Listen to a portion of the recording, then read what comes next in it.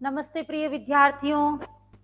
Vivekananda classes Udaipur से मैं doctor भावना शर्मा आपके लिए लेकर आई हूँ संस्कृत साहित्य का एक सर्वश्रेष्ठ नाटक और महाकवि कालिदास की सर्वश्रेष्ठ रचना जिसका कि नाम है अभिज्ञान शाकुंतलम।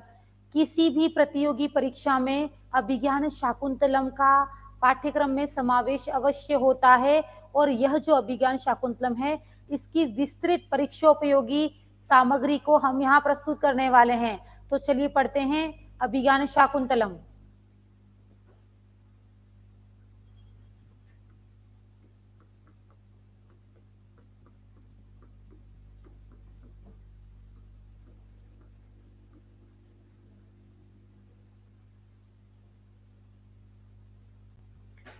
अभिज्ञान शाकुंतलम केवल संस्कृत का ही नहीं अपितु विश्व साहित्य का सर्वश्रेष्ठ नाटक स्वीकार किया गया है। यह वह नाटक है जो कि सर्वाधिक भाषाओं में अनुवादित किया गया है। तो देखिए इसकी संक्षिप्त से संक्षिप्त और दीर्घ से दीर्घ सूचना हम यहाँ प्राप्त करेंगे। तो चलिए प्रारंभ करते हैं। क्या है अभिज्ञान शाकुंतलम? देखिए अभिज्ञान शाकुंतलम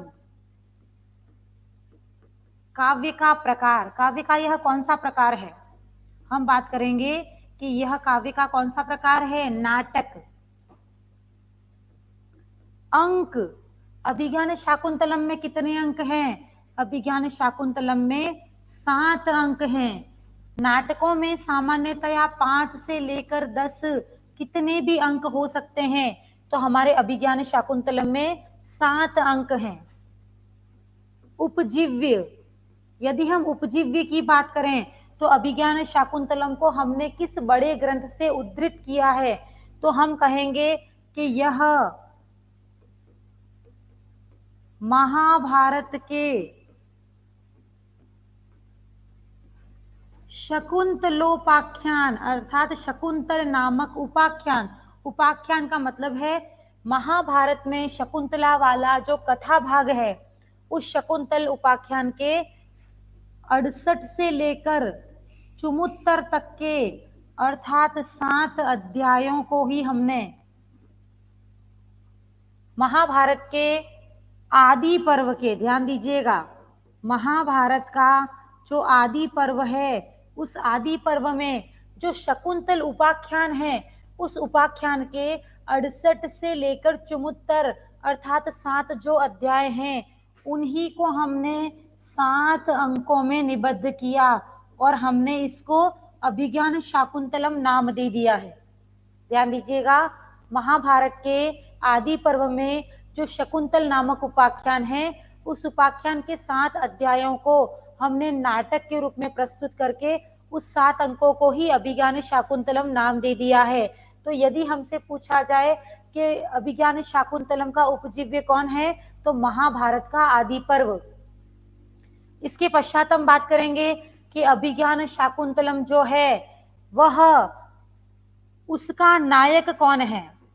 ध्यान दीजिएगा, अभिज्ञान शाकुंतलम का नायक है दुष्यंत।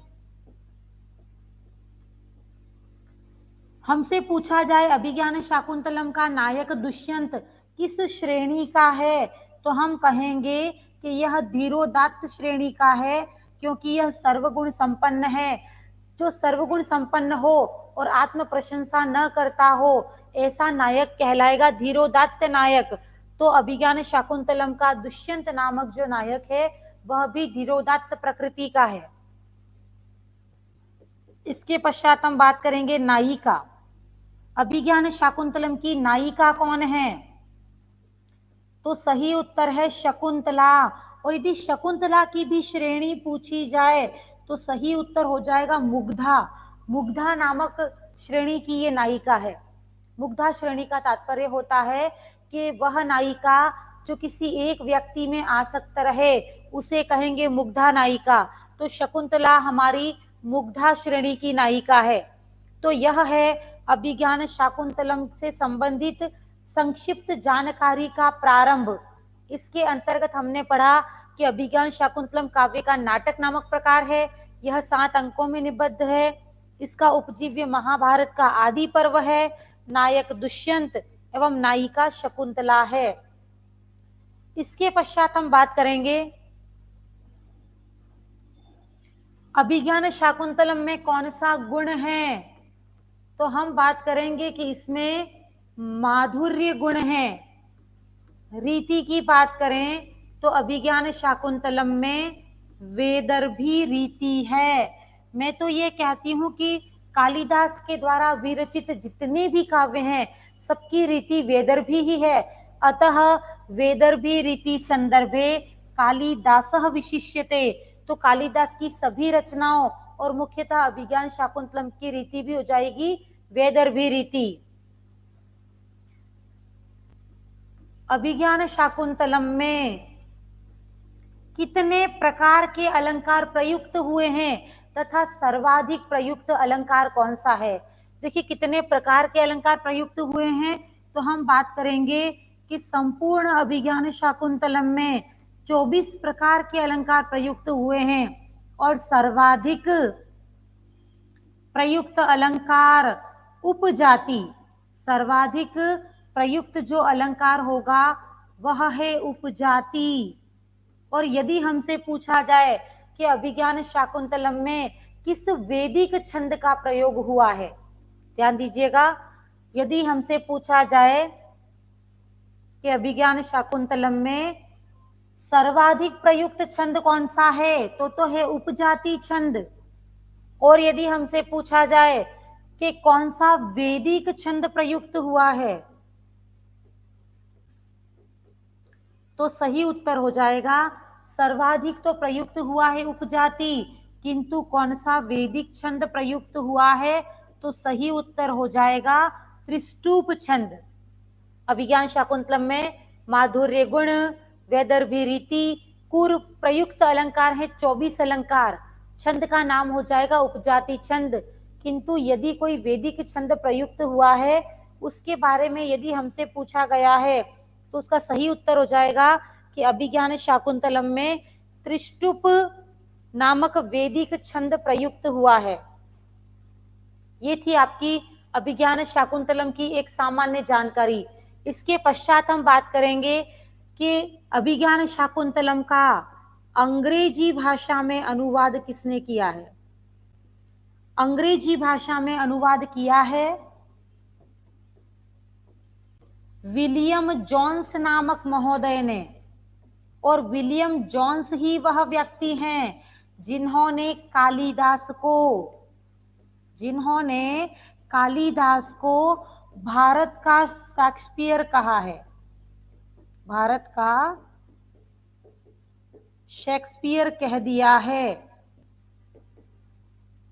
यदि पूछा जाए कि अभिज्ञान शाकुंतलम का जर्मनी भाषा में अनुवाद किसने किया है, तो आपका सही उत्तर हो जाएगा गेटे नामक महोदय ने अभिज्ञान शाकुंतलम का जर्मन भाषा में भी अनुवाद कर दिया है। यह थी अभिज्ञान शाकुंतलम से संबंधित संक्षिप्त और प्रारंभिक जानकारी। इसके पश्चात हम बात करेंगे अभिज्ञान शाकुंतलम की कुछ काव्यगत महत्वपूर्ण जानकारी के बारे में। देखिए अभिज्ञान शाकुंतलम का नायक हमने देख लिया था। नायक कौन है? दुष्यंत। यह किस कैटेगरी का है? तो हम बात करेंगे कि यह धीरोदात्त है। अभिज्ञान शाकुंतलम का नायक किस वंश का है? कई बार परीक्षा में पूछा गया है। तो यह है किस वंश का? पुरु वंश का राजा है। और इसकी राजधानी क्या है? इसकी राजधानी क्या है? हम बात करेंगे इसकी राजधानी है हस्तिनापुर। इसके पश्चात हमने बात की थी नायिका की। नायिका थी कौन? शकुंतला। और शकुंतला मुग्धा श्रेणी की नायिका थी। शकुंतला के वास्तविक माता पिता की बात करें, शकुंतला के वास्तविक माता पिता, शकुंतला के वास्तविक माता पिता हैं ऋषि विश्वामित्र एवं मेनका। ऋषि विश्वामित्र एवं मेनका। और शकुंतला के पालित पिता, जो पालने वाले पिता हैं, वह है महर्षि कण्व। कण्व का अन्य नाम काश्यप भी प्राप्त होता है। पालित पिता के रूप में हम बात करेंगे महर्षि कण्व की, और कण्व का एक अन्य नाम महर्षि काश्यप भी प्राप्त होता है। तो ये थे हमारे नायक नायिका। इसके पश्चात यदि हम बात करें अन्य पात्रों की, तो अन्य पात्र में हमारे पास आ जाएंगे महर्षि कण्व। महर्षि कण्व जो हैं वह आश्रम के अधिपति हैं, ध्यान दीजिएगा, आश्रम के अधिपति हैं। यदि हमसे, एवं शकुंतला के पालित पिता हैं। यदि हमसे पूछा जाए कि महर्षि कण्व का आश्रम कहाँ पर स्थित है, तो हम बात करेंगे महर्षि कण्व का आश्रम स्थित है मालिनी नदी के तट पर। ध्यान दीजिएगा, कण्व ऋषि का आश्रम कहाँ पर है? मालिनी नदी के तट पर है। तो यहाँ हमने 3 पात्रों की बात की है, नायक, नायिका एवं कण्व की। इसके पश्चात हम बात करेंगे एक महत्वपूर्ण पात्र की, जो कि है विदूषक। चौथा पात्र है हमारा विदूषक। कौन है विदूषक? प्रत्येक काव्य में एक ऐसा पात्र जो कि नायक नायिका के बीच में होने वाले छोटे मोटे झगड़ों का सुलह करवाता है, तथा नायक को नायिका के बारे में और नायिका को नायक के बारे में प्रशंसा करता है, उन्हें मिलवाता है एवं छोटा मोटा हास्य उत्पन्न करता है। तो नाटक का वह पात्र जो कि अपनी छोटी छोटी नटखट बातों से हास्य रस को उत्पन्न करे, वह विदूषक कहलाता है। तो देखिए अभिज्ञान शाकुंतलम का विदूषक कौन है? देखिए अभिज्ञान शाकुंतलम लास्ट में आ रहा है म, इस म से हमें याद करना है कि अभिज्ञान शाकुंतलम का विदूषक है माधव्य। इसके पश्चात आपका पात्र नंबर 5 शार्गरव एवं शारद्वत। शार्गरव एवं शारद्वत कौन है ये? कण्व शिष्य हैं दोनों। शार्गरव एवं शारद्वत कौन है? कण्व शिष्य हैं जो कि आश्रम में रहते हैं, और ये दोनों शिष्य ही शकुंतला को लेकर हस्तिनापुर गए थे अंक 5 में। तो यदि हमसे पूछा जाए कि शकुंतला के साथ अपने पति के घर हस्तिनापुर जाने वाले 2 कण्व शिष्यों के नाम बताइए, तो सही उत्तर हो जाएगा शार्गरव एवं शारद्वत। नेक्स्ट पात्र है अनसूया। अनसूया, अन असूया जिसमें बुराई नहीं है, एवं प्रियंवदा जो मीठा बोलती है। अनसूया जिसमें बुराई नहीं है, एवं प्रियंवदा जो कि मीठा बोलती है, यह भी रहती हैं कण्व आश्रम में।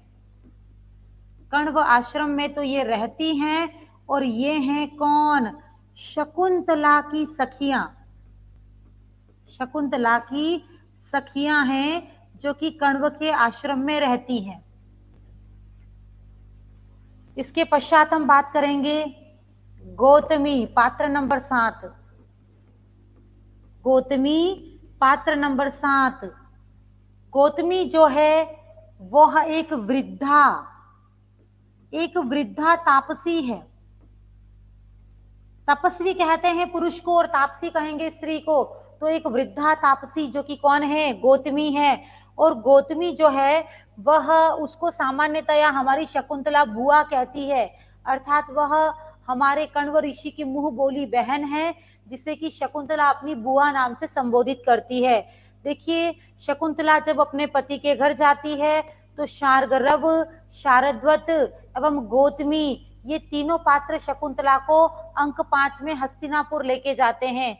तो हस्तिनापुर ले जाने वाले प्रमुख पात्रों में शार्गरव, शारद्वत एवं तापसी गौतमी तीनों ही हैं जो कि उसे पति के घर ले जाते हैं। इसके पश्चात बात करेंगे नेक्स्ट पात्र है अपना सानुमति। नेक्स्ट पात्र है अपना सानुमति।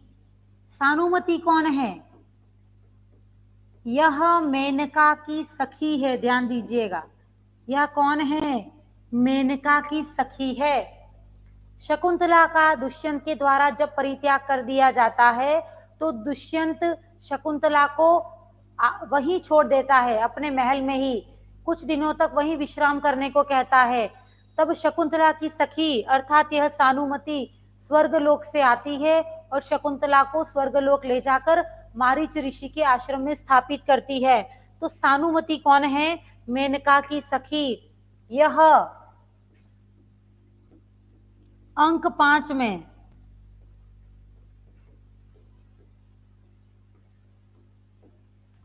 दुष्यंत की मनः स्थिति ज्ञात करती है। दुष्यंत की मनः स्थिति ज्ञात करती है। तो ये था पात्र नंबर 8। इसके पश्चात हम बात करेंगे जयंत। जयंत नामक जो पात्र है वह है इंद्र का पुत्र। इंद्र का पुत्र। पात्र नंबर 10 मातली। मातली कौन है? इंद्र का सारथी। मातली कौन है? इंद्र का सारथी, जो कि अंक 6 में दुष्यंत को स्वर्ग आने का आमंत्रण देता है। ध्यान दीजिएगा, हम बात कर रहे हैं जयंत की, पात्र नंबर 9 की। जयंत कौन है? इंद्र का पुत्र है। पात्र नंबर 10 मातली। मातली कौन है? इंद्र का सारथी है। मातली कौन है? इंद्र का सारथी है। इसके पश्चात हम बात करेंगे कि यह मातली नामक पात्र ही अंक 6 में दुष्यंत को स्वर्ग आने का आमंत्रण देता है। तो देखिए, ये थे आपके पात्र परिचय। इन पात्र परिचय के साथ ही समस्त विषय वस्तु इन पात्रों के इर्द गिर्द ही घूमती रहती है। तो हमने देख लिया है अभिज्ञान शाकुंतलम की एक सामान्य जानकारी, एवं इसके साथ ही हमने देखा है प्रमुख पात्र एवं पात्र परिचय। इसके पश्चात हम बात करेंगे अभिज्ञान शाकुंतलम के मंगलाचरण की। अभिज्ञान शाकुंतलम का मंगलाचरण देखिए, यदि कोई काव्य है, नाटक, तो नाटक का प्रारंभ होता है नांदी पाठ से। नांदी पाठ अर्थात किसी भगवान की प्रशंसा में कहा गया प्रारंभिक श्लोक, वो नांदी पाठ ही मंगलाचरण है। तो हम बात कर रहे हैं यहाँ भी एक नांदी पाठ अर्थात मंगलाचरण की। तो प्रत्येक काव्य के प्रारंभ में उसकी निर्विघ्न समाप्ति के लिए हम अपने इष्ट देव को याद करते हैं। तो अभिज्ञान शाकुंतलम का मंगलाचरण क्या है?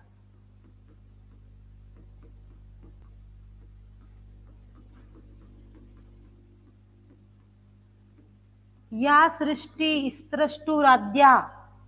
अभिज्ञान शाकुंतलम का मंगलाचरण है या सृष्टि स्त्रष्टुराद्या। यह जो मंगलाचरण है उसके संबंधित बहुत प्रश्न परीक्षा में पूछे जाते हैं। पहला प्रश्न तो ये है कि इसमें किसका वर्णन किया गया है? तो देखिए, इसमें शिव की अष्टमूर्ति का वर्णन किया है। दूसरी बात, ये जो श्लोक है इसमें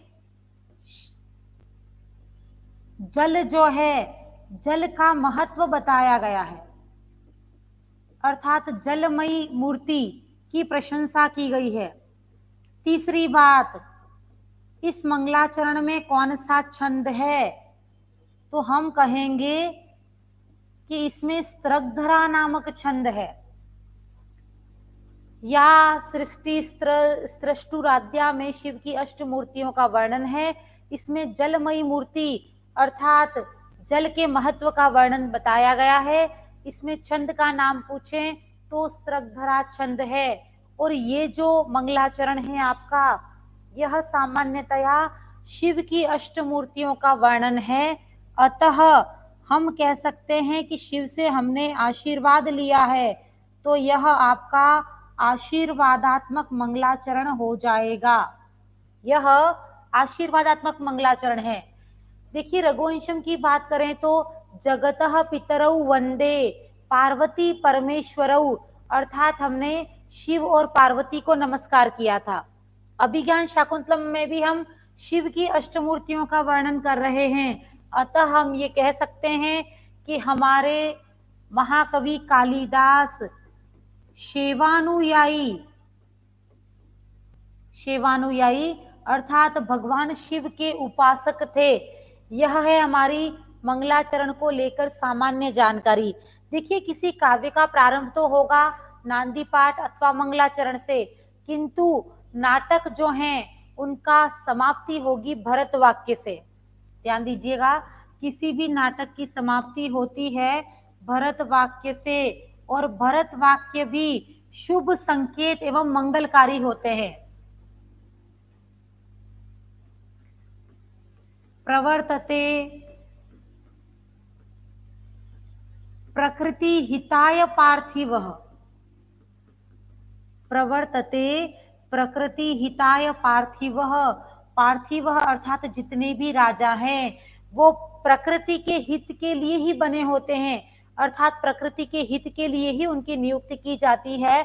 अतः राजा को अपनी प्रजा को सदैव प्रसन्न रखना चाहिए। तो यदि पूछा जाए कि अभिज्ञान शाकुंतलम का भरत वाक्य क्या है, तो सही उत्तर हो जाएगा प्रवर्तते प्रकृति हिताय पार्थिवः, अर्थात जितने भी दुष्यंत के समान अन्य राजा हैं वो प्रकृति के हित के लिए ही नियुक्त किए गए हैं।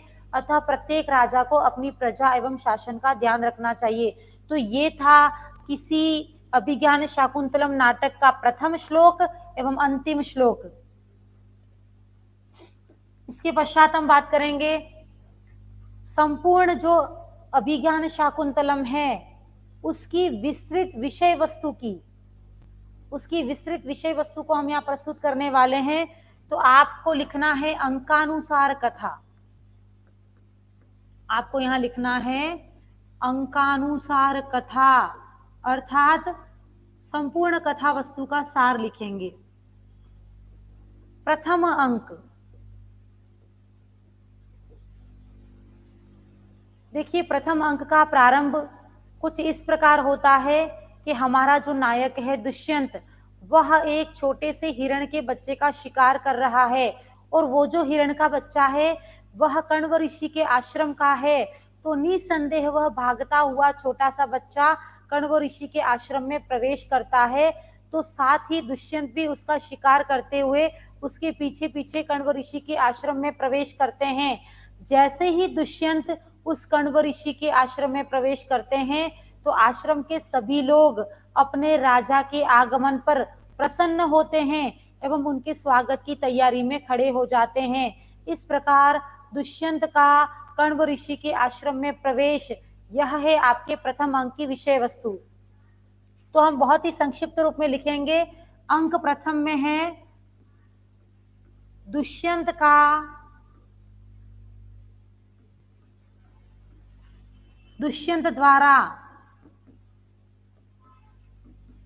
हिरण का शिकार करते हुए, दुष्यंत द्वारा हिरण का शिकार करते हुए कण्वाश्रम में प्रवेश, कण्व ऋषि के आश्रम में प्रवेश करना, यह है आपके प्रथम अंक की संपूर्ण विषय वस्तु।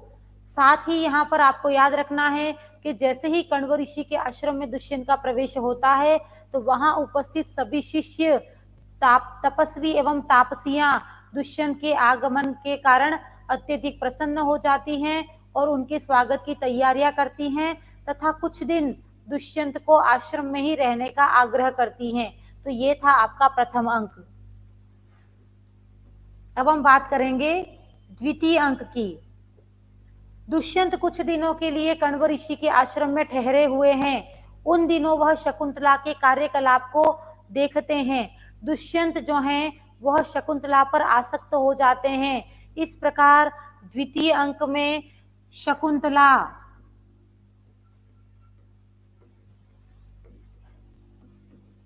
एवं दुष्यंत का प्रणय वर्णन, दुष्यंत एवं शकुंतला का प्रणय वर्णन, यह विषय वस्तु है द्वितीय अंक की। हम बात करेंगे तृतीय अंक। तृतीय अंक की संपूर्ण विषय वस्तु के पश्चात संपूर्ण विषय वस्तु में हम बात करेंगे कि द्वितीय अंक में दुष्यंत एवं शकुंतला का प्रणय वर्णन है। तीसरे अंक में क्या होता है कि दुष्यंत और शकुंतला दोनों आपस में गंधर्व विवाह कर लेते हैं। देखिए, गंधर्व विवाह का तात्पर्य है प्रेम विवाह। दुष्यंत एवं शकुंतला का प्रणय एवं प्रेम वर्णन एवं गंधर्व विवाह वर्णन, ये विषय वस्तु है आपके अंक 3 की। इस अंक के अंतर्गत दुष्यंत शकुंतला के विवाह के उपरांत कुछ दिनों तक वह आश्रम में ही अपना जीवन व्यतीत करते हैं। इसके पश्चात बहुत ही महत्वपूर्ण अंक की हम लोग बात करने वाले हैं, अंक 4। देखिए, प्रथम अंक में हमने देखा था कि दुष्यंत कण्व आश्रम में प्रवेश कर चुके हैं। कण्व में जितने भी लोग हैं, तपस्वी तापसी शिष्य, दुष्यंत से आग्रह करते हैं कि शाम को जैसे ही हम लोग यज्ञ के लिए अग्नि प्रज्वलित करते हैं तो असुर उस अग्नि और यज्ञ में बाधा उत्पन्न करते हैं।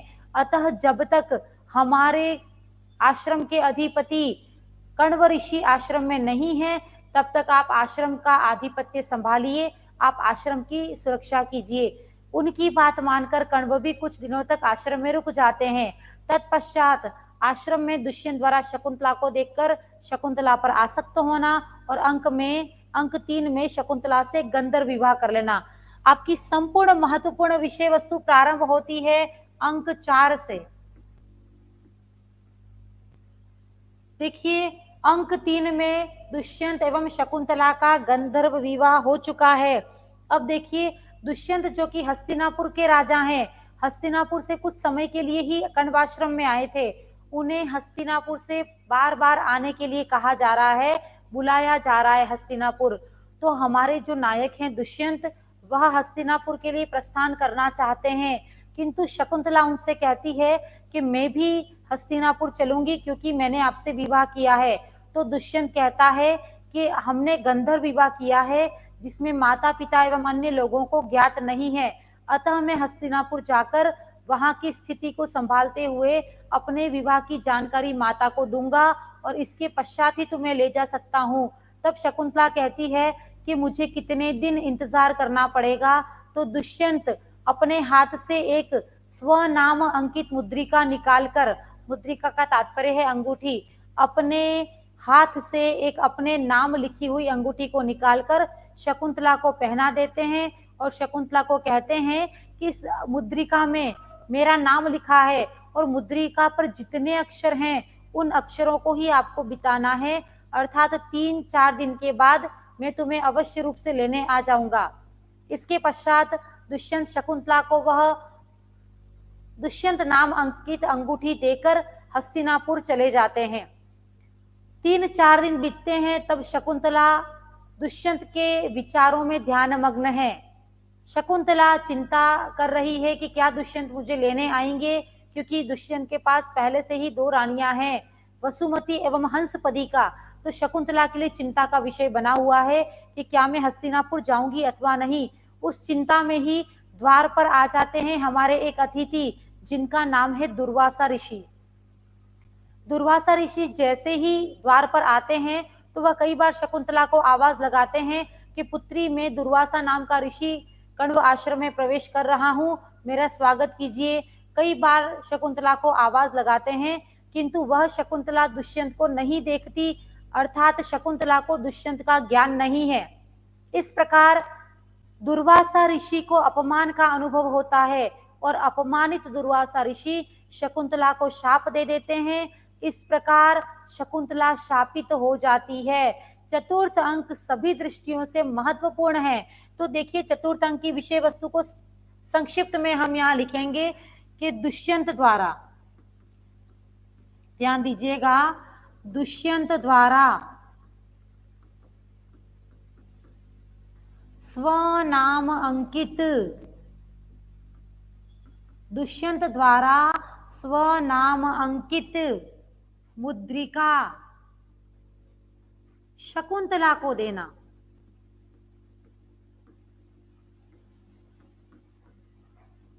तथा 3-4 दिन में लेने आने का आश्वासन देना। अंक 4 की बात चल रही है। शकुंतला का दुष्यंत में ध्यान मग्न होना, उसी समय दुर्वासा ऋषि का प्रवेश एवं अपमान महसूस करने पर दुर्वासा ऋषि द्वारा शकुंतला को, दुर्वासा ऋषि द्वारा शकुंतला को शाप देना, शकुंतला को शाप देना। देखिए, अत्यधिक क्रोधित दुर्वासा ऋषि ने शकुंतला को शाप दे दिया है। शकुंतला को शाप दिया गया है, यह ज्ञान शकुंतला को नहीं है, क्योंकि वह उस समय दुष्यंत के ध्यान में मग्न थी। उसी समय शकुंतला की जो 2 सखियां हैं, उन सखियों में से प्रियमवदा नाम की सखी इस शाप की घटना को देख लेती है। प्रियमवदा नामक सखी दौड़कर दुर्वासा ऋषि के चरणों में गिर जाती है एवं शाप पुनः लेने की कामना करती है। वह चाहती है कि यह किसी भी प्रकार यह शाप वापस ले लिया जाए, किंतु दुर्वासा ऋषि कहते हैं कि सिद्ध मुनियों एवं ऋषियों द्वारा शाप पुनः नहीं लिया जाता, अतः शाप तो नहीं लिया जाएगा। तब प्रियमवदा कहती है कि इस शाप में थोड़ी सी लघुता लाइए। तो यहाँ पर हम बात करेंगे कि दुर्वासा ऋषि द्वारा शकुंतला को शाप देना एवं प्रियमवदा द्वारा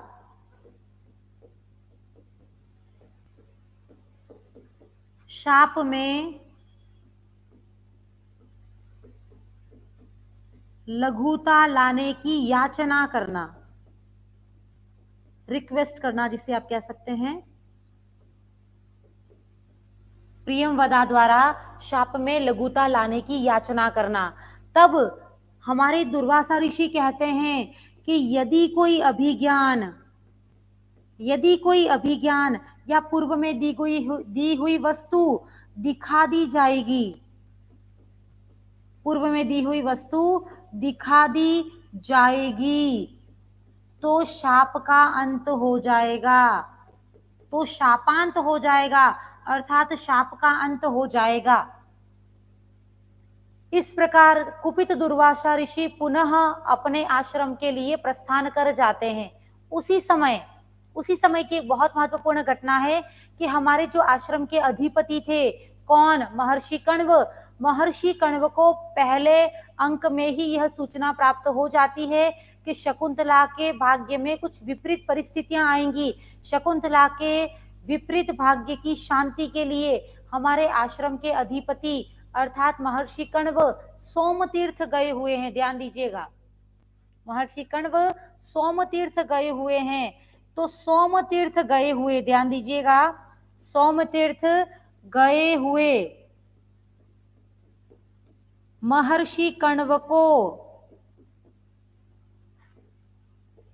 आकाश भाषित, ध्यान दीजिएगा, जिसको हम आकाशवाणी कहते हैं उसी को प्राचीन काल में आकाश भाषित कहते थे।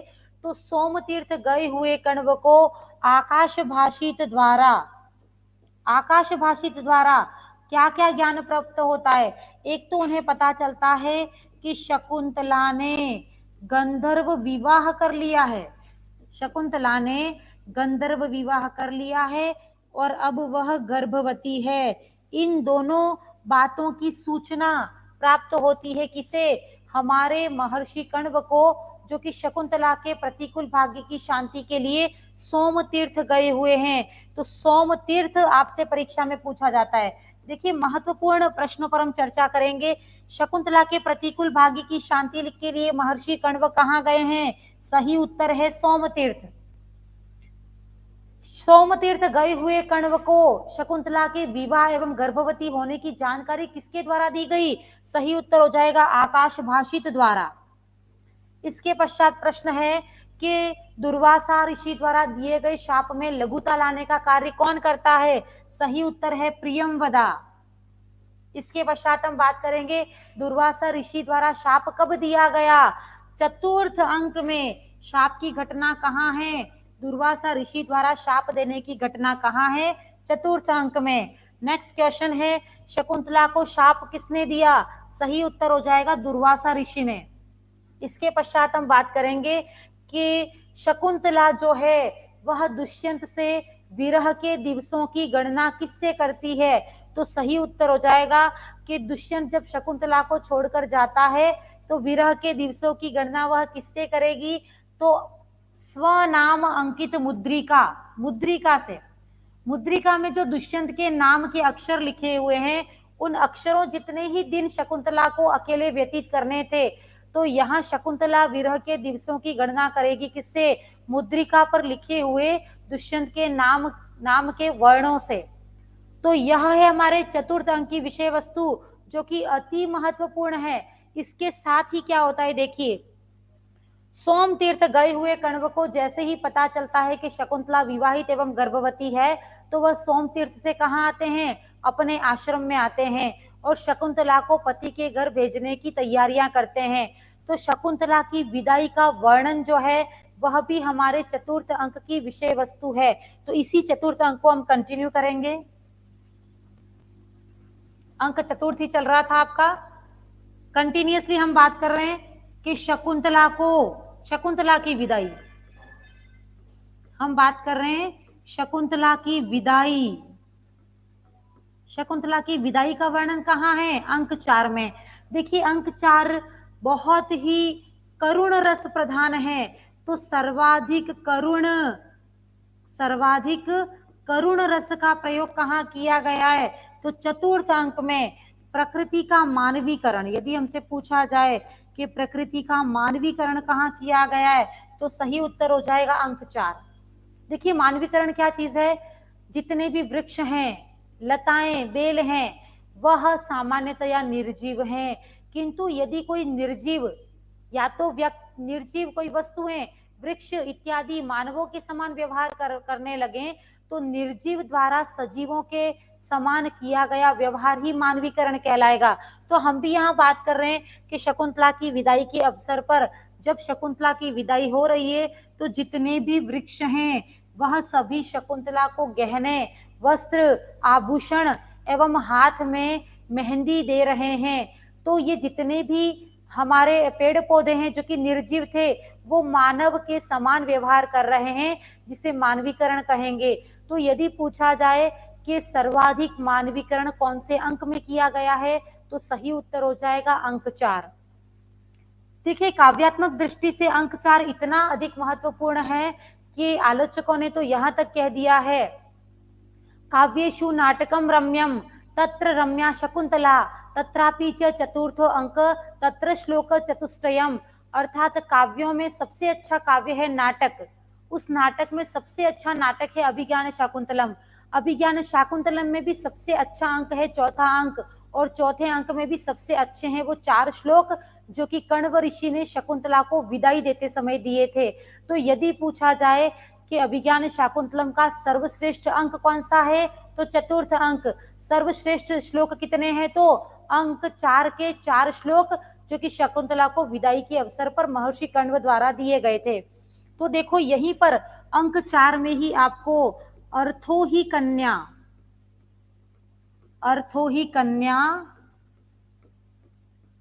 परकीय एव यह कहा गया है किसके द्वारा?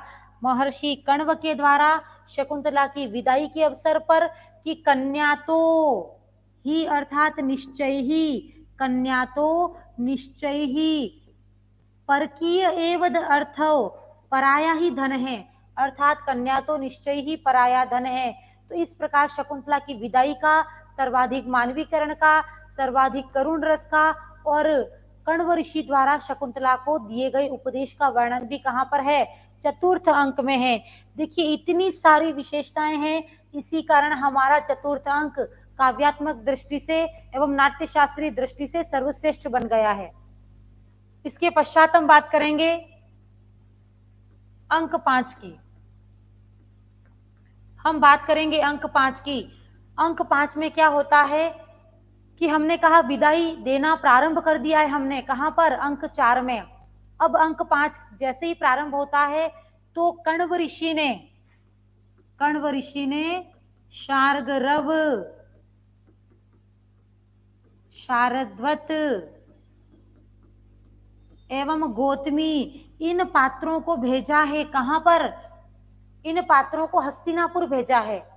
साथ में शकुंतला है और ये सभी पात्र जा रहे हैं कहां, ये सभी पात्र जा रहे हैं हस्तिनापुर, शकुंतला को उसके पति के घर पहुंचाने।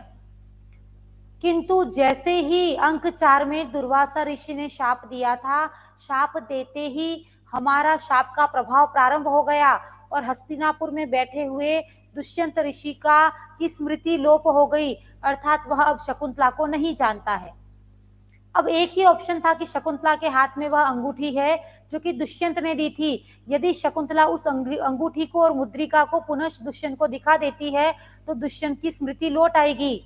किंतु जब हमारी नायिका शकुंतला हस्तिनापुर जा रही है तो हस्तिनापुर के मार्ग में एक शची तीर्थ आता है। ध्यान दीजिएगा, हस्तिनापुर के मार्ग में एक शची तीर्थ आता है, अर्थात एक नदी आती है। उस नदी में बैठकर ही हम हस्तिनापुर जा सकते हैं। तो देखिए, नदी क्रॉस करके ही जाना है। तो नाव में शार्गरव, शारद्वत, गौतमी एवं शकुंतला सभी बैठे हुए हैं। शकुंतला अपना हाथ जैसे ही पानी में डालती है तो पानी का इतना तेज प्रवाह या वेग आता है कि शकुंतला के हाथ में जो अंगूठी है वह पानी में गिर जाती है। तो हमसे प्रश्न पूछा जाता है कि दो प्रश्न पूछे जाते हैं कि एक तो यह है कि शकुंतला की मुद्रिका कहाँ गिरी। आपका सही उत्तर हो जाएगा शची तीर्थ में, क्योंकि सोम तीर्थ में तो महर्षि कण्व तपस्या करने के लिए गए थे और ये है शची तीर्थ जहां पर की शकुंतला की मुद्रिका गिरी थी। इसके पश्चात महत्वपूर्ण प्रश्न आता है कि शकुंतला हस्तिनापुर कब गई। तो आपका सही उत्तर हो जाएगा अंक 5। शकुंतला के साथ और कौन कौन गए थे, तो शार्गरव, शारद्वत और गौतमी। देखिए, जैसे ही शाप का प्रभाव तो चतुर्थ अंक में ही प्रारंभ हो गया था जब दुर्वासा द्वारा शाप दिया गया था। एक ही ऑप्शन हमारे पास था मुद्रिका, वह भी शची तीर्थ जाते समय 5वें अंक के प्रारंभ में ही गिर गई है शची तीर्थ के अंदर। तो हमारे पास सारे ऑप्शंस खत्म हो गए हैं कि दुष्यंत शकुंतला को पहचानेगा, किंतु फिर भी शकुंतला दुष्यंत के पास जाती है हस्तिनापुर में। अब दुष्यंत अपने महल में विश्राम कर रहे हैं, तभी कोई सेवक दुष्यंत को बुलाकर बाहर लाता है कि कुछ लोग कण्व ऋषि के आश्रम में तुमसे मिलने आए हैं। अब दुष्यंत जैसे ही बाहर आते हैं, दुष्यंत शकुंतला को भूल चुके हैं। दुष्यंत उनसे पूछते हैं कि आप यहाँ क्यों आए हैं, क्या प्रयोजन है, बैठिए। तो शार्गरव एवं शारद्वत कहते हैं कि यह तुम्हारी पत्नी है, तुमने इससे गंधर्व विवाह किया है, तो कण्व ऋषि ने हमें इसे पति के घर भेजने को कहा है। अब इस पत्नी को स्वीकार कीजिए और हम पुनः कण्व ऋषि के आश्रम में जाएंगे। तब हमारा नायक दुष्यंत कहता है कि यह मेरी पत्नी नहीं है, मैं इसे नहीं पहचानता। तब काफी ज्यादा डिस्कशन होता है और डिस्कशन के उपरांत यह परिणाम निकलता है कि दुष्यंत ये कहते हैं कि इस संसार में जितनी भी स्त्रियां हैं वह स्त्रियां अत्यधिक चालाक होती हैं। अर्थात स्त्रियां सदैव क्या करती हैं, भले वह स्कूल गई हो न गई हो, शिक्षित हो या न हो, उनमें चालाकी अर्थात पटुता कूट कूट कर भरी होती है। दुष्यंत एक उदाहरण देता है कि जिस प्रकार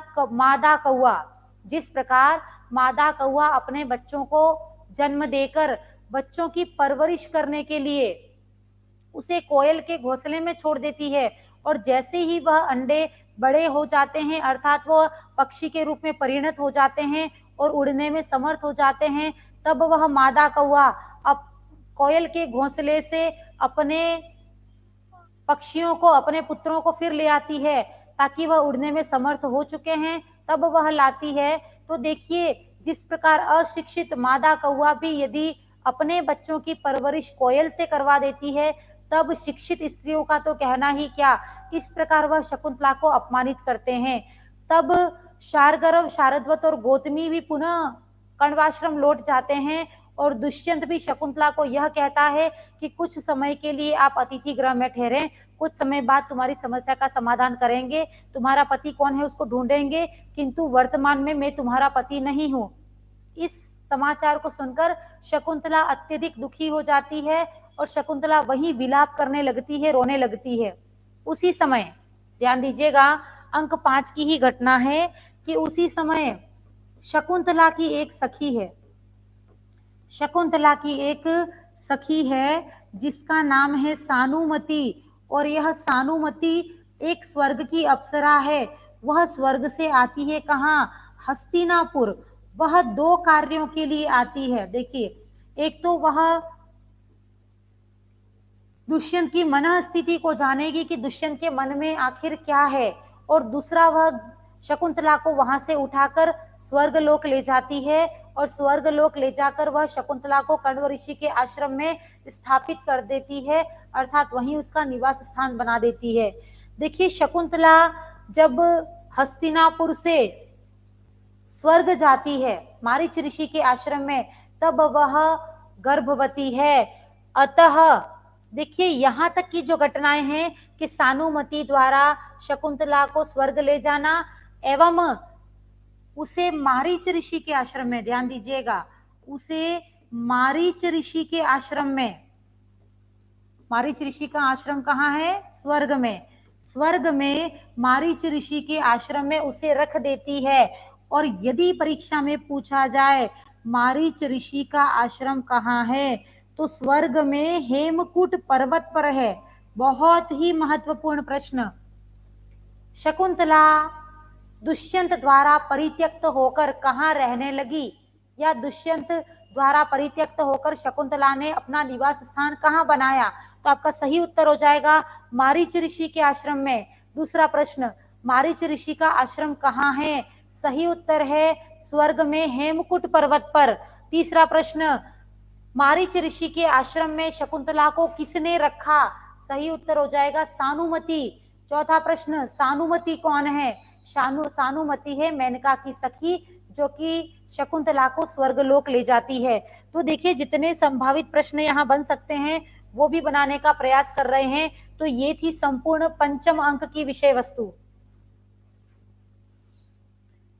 इसके पश्चात हम बात करेंगे अंक नंबर 6। देखिए, अंक 6 में क्या होता है कि शकुंतला की जो मुद्रिका शची तीर्थ में गिर गई थी, वह किसी मछली द्वारा निगल ली जाती है, और उस मछली को पकड़ता है एक मछुआरा, जिसके लिए कि पुस्तक में नाम लिखा है धीवर, किंतु संदर्भ ग्रंथों से यह प्राप्त हुआ है कि इस धीवर का नाम था मीन पालक, अर्थात मछली पालने वाला। मीन पालक नामक धीवर के द्वारा मछलियों को इकट्ठा किया जाता है और उसे काटा जाता है। जैसे ही मीन पालक एक मछली को काटता है तो उसके पेट में से वह स्वर्ण मुद्रिका निकलती है।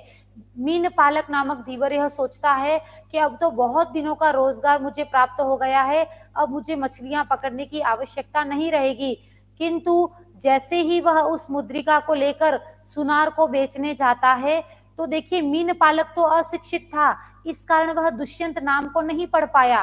किंतु जैसे ही वह सुनार के पास जाती है और सुनार ने दुष्यंत का नाम पढ़ लिया, तब सुनार क्या करता है, पड़ोस में स्थित जितने भी जहां पर भी उसको रक्षक मिलते हैं, रक्षक अर्थात पुलिस, वर्तमान समय में जिसको हम पुलिस कहते हैं, जैसे ही वह किसी पुलिस के पास जाता है, वह मीन पालक को लेकर जाता है कि आप इसे पकड़ लीजिए, क्योंकि इसने दुष्यंत की स्वनाम अंकित मुद्रिका चुरा ली है, यह चोर है।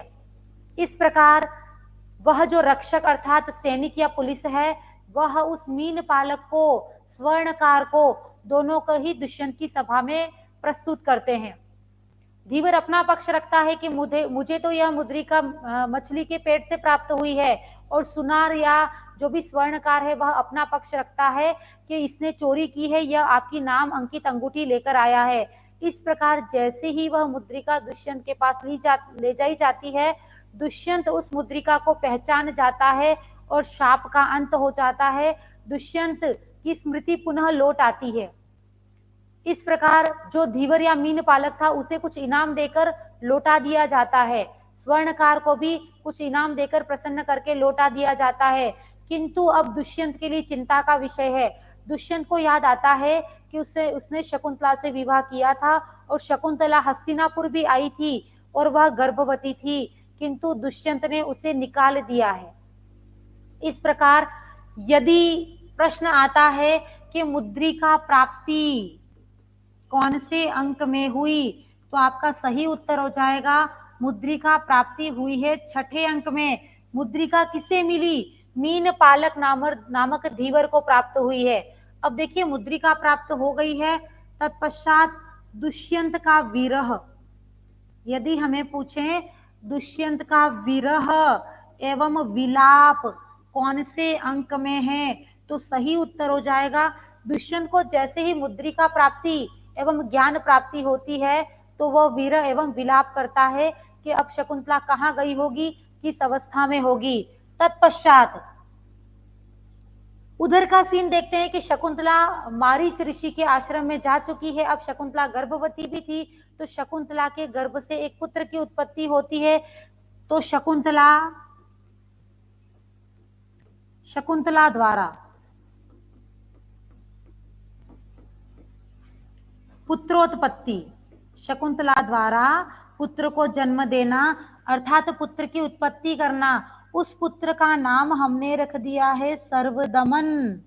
बहुत ही महत्वपूर्ण पात्र सर्वदमन कौन है? दुष्यंत एवं शकुंतला से उत्पन्न पुत्र का नाम है सर्वदमन। सर्वदमन ही भविष्य में भरत बनेगा और यही वह व्यक्ति है जिसके नाम से हमारे भारत का नाम रखा जाएगा।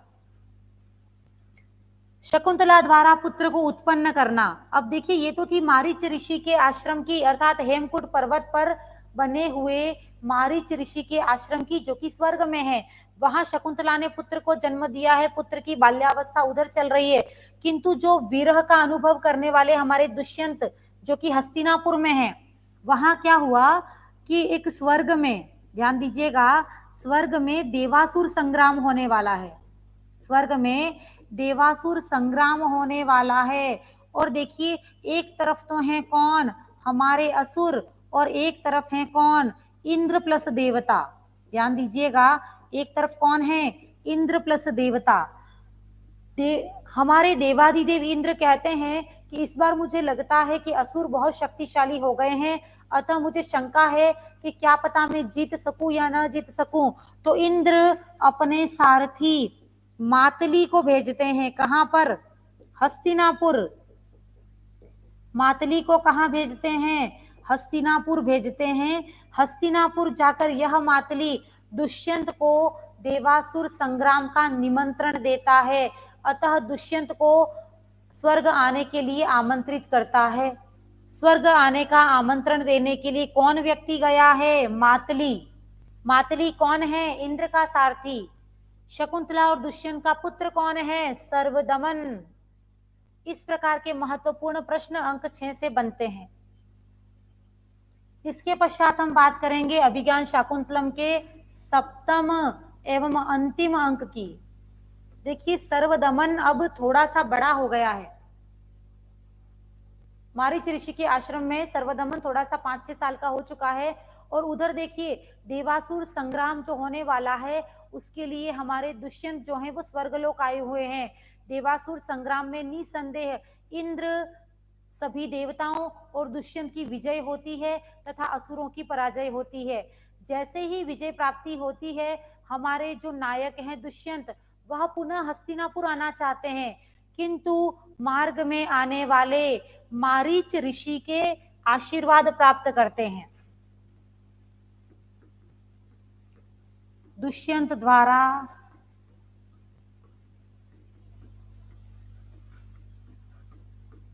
देवासुर संग्राम में विजय प्राप्त करना। दुष्यंत द्वारा देवासुर संग्राम में विजय प्राप्त करना। तत्पश्चात दुष्यंत का मारीच ऋषि के आश्रम में, दुष्यंत का मारीच ऋषि के आश्रम में आशीर्वाद लेने जाना। ध्यान दीजिएगा, दुष्यंत सोचते हैं कि मेरे भाग्य में अभी सभी प्रतिकूलता चल रही है, तो मैं मारीच ऋषि से आशीर्वाद लेता हूं, क्योंकि मारीच ऋषि का आश्रम स्वर्ग में ही है, तो मैं आशीर्वाद लेकर ही हस्तिनापुर जाता हूं। तो दुष्यंत का मारीच ऋषि के आश्रम में आशीर्वाद लेने पहुंचना। जैसे ही दुष्यंत मारीच ऋषि के आश्रम में पहुंचते हैं, तो द्वार पर ही वह क्या देखते हैं कि एक 5-6 वर्ष की उम्र का एक बालक शेर के साथ खेल रहा है, और शेर के साथ खेलते समय उसके हाथ से एक रक्षा सूत्र गिरकर नीचे, रक्षा सूत्र खुलकर नीचे गिर जाता है। तब दुष्यंत उस रक्षा सूत्र को पुनः सर्वदमन के हाथ में बांध देते हैं। यह दृश्य देख रही हैं आश्रम की कुछ तापसी कन्याएं, क्योंकि उस रक्षा सूत्र के साथ यह घटना थी कि रक्षा सूत्र को सर्वदमन के माता पिता के अतिरिक्त तो कोई भी स्पर्श करता है तो वह जलकर भस्म हो जाएगा। तो वो तापसी कन्याएं देखती हैं कि इस सर्वदमन के रक्षा सूत्र को दुष्यंत ने स्पर्श किया, किंतु वह भस्म नहीं हुआ। तो यह व्यक्ति कौन है? वह दोनों तीनों जो सखियां हैं, वह दौड़कर शकुंतला के पास जाती हैं कि आपके पुत्र के रक्षा करंडक नाम का जो रक्षा सूत्र है, उसको किसी व्यक्ति ने छुआ, किंतु वह भस्म नहीं हुआ। तब शकुंतला भी बाहर आ जाती है। इस प्रकार मारीच ऋषि के आश्रम में, ध्यान दीजिएगा, इस प्रकार मारीच ऋषि के आश्रम में मिलन होता है। किस किस का?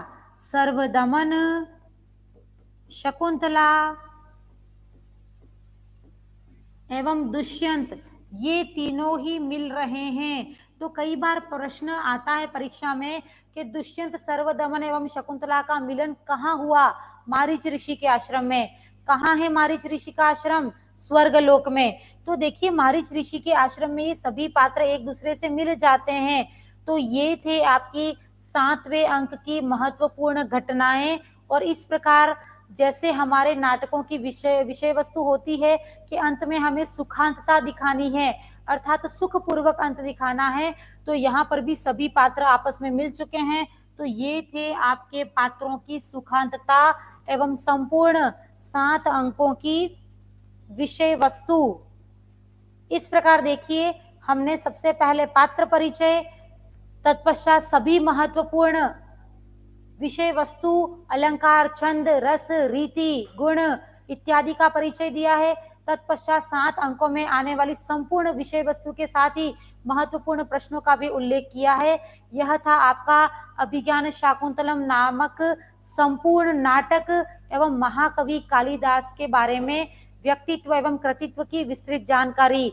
महाकवि कालिदास के अन्य नाटकों, महाकाव्यों एवं गीति काव्यों को पढ़ने के लिए बने रहिए डॉक्टर भावना शर्मा संस्कृत क्लासेस एवं डॉक्टर भावना शर्मा विवेकानंद क्लासेस नामक यूट्यूब चैनल पर। मिलते हैं नेक्स्ट वीडियो में, तब तक के लिए बहुत बहुत धन्यवाद, बहुत बहुत आभार।